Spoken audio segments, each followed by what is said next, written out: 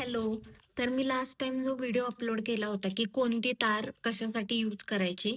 तर सेम असाच अजून एक डाऊट आहे, की कुठले नंबरची तारने कुठली ज्वेलरी बनवायची.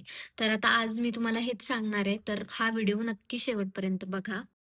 तर माझ्याकडे आता ही 1, 2, 3, 4, 5 अशा 5 प्रकारच्या तार आहेत. तर मी तुम्हाला ह्याची आता साईज सांगते. तर आहे ना, ही 18 गेजची तार आहे, ही 20 गेजची तार आहे, ही 22 गेजची तार आहे, ही 24 गेजची तार आहे आणि ही 30 गेजची तार आहे.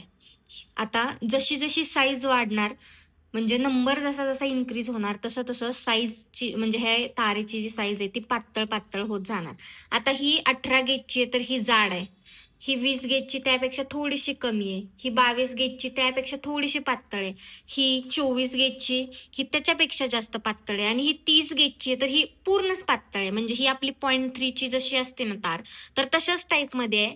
तर ही मी आहे ना नथमध्ये जेव्हा आपण काही आपल्याला फूल वगैरे बनवायचं आहे किंवा जे बाइंड करायचं असतं ना, तर तेव्हा ही तार वापरते कारण ही लवकर काळी पडत नाही. ही मायक्रो पॉलिश तार आहे. आता ह्या ज्या मोठ्या जाड तार आहेत, तर ह्या कशा-कशासाठी यूज करू शकता.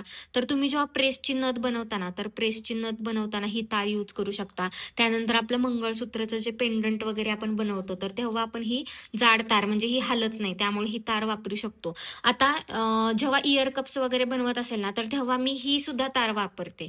ही किंवा ही सुद्धा तार वापरते, असं काही नाही. नंतर ही 24 गेजची तार आहे. ही आणि 30 गेजची तार मी जेव्हा तारेची नथ, नाकात घालायची नथ बनवतात ना, तर तेव्हा मी यूज करते.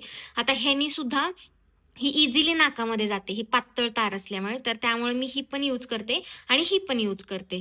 तर अशा एवढ्या तार आहेत आणि यापासून आपण अशा वेगवेगळ्या नथसाठी, फूल बनवायसाठी किंवा असं पेंडंट बनवायसाठी याचा यूज करू शकतो. तर मी आता तुम्हाला सांगितलंय, की मी कोणत्या-कोणत्या गेज तार वापरते आणि त्याची साईज काय-काय आहे आणि ते कशा-कशासाठी यूज होतं. तर तुम्हाला अजून काही डाऊट असेल तर तुम्ही मला DM करा किंवा कॉमेंट करा. थँक